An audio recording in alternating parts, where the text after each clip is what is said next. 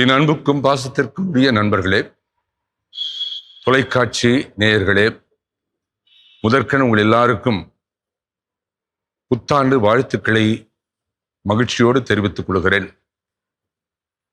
2026ஆம் ஆண்டு பிறந்திருக்கும் இந்த வேளையில் புதிய கனவுகள், புதிய எதிர்பார்ப்புகள், எதிர்காலத்தை பற்றிய பலவிதமான எண்ணங்கள் நம் மனதிலே அலைமோதிக் கொண்டிருக்கும் என்பதில் சந்தேகமே இல்லை.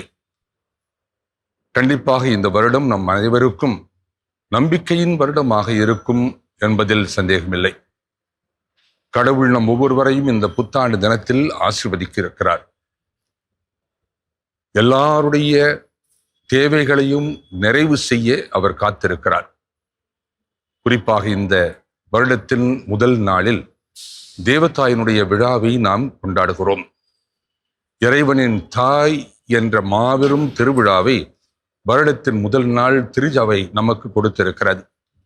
அந்த தேவதாய் இந்த ஆண்டில் நமக்காக ஆண்டவர் இயேசுவிடம் பரிந்து பேசி எல்லா ஆசீர்வாதங்களையும் குறைவின்றி பெற்றுக் கொடுப்பாள்.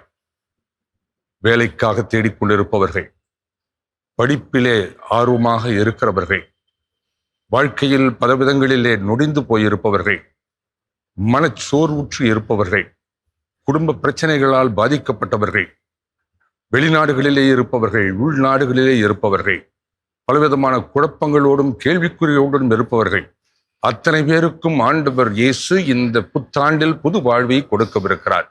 புதிய நம்பிக்கையை கொடுக்கவிருக்கிறார். புதிய எதிர்காலத்தை கொடுக்கவிருக்கிறார். அப்படிப்பட்ட ஒரு துணிச்சலோடு நாம் இந்த புத்தாண்டில் காலெடுத்து வைப்போம். ஆண்டவரை நம்பினவர்கள் ஒருபோதும் கைவிடப்பட்டதில்லை. அன்னையை கெட்டியாக பற்றி கொண்டவர்கள் ஒருபோதும் கைவிடப்பட்டதில்லை. ஆகையால் ஆண்டவரையும் அன்னை மரியாளையும் கெட்டியாக பற்றி கொள்வோம். இந்த ஆண்டு ஒரு பக்தியான ஆண்டாக, நம்முடைய குடும்பங்களுக்கு ஆசீர்வாதங்களை கொண்டு வந்து சேர்க்கின்ற ஒரு ஆண்டாக, நம்முடைய கனவுகளெல்லாம் நனவாகின்ற ஒரு ஆண்டாக இருக்க வேண்டும் என்று சொல்லி நாம் ஜெபிப்போம்.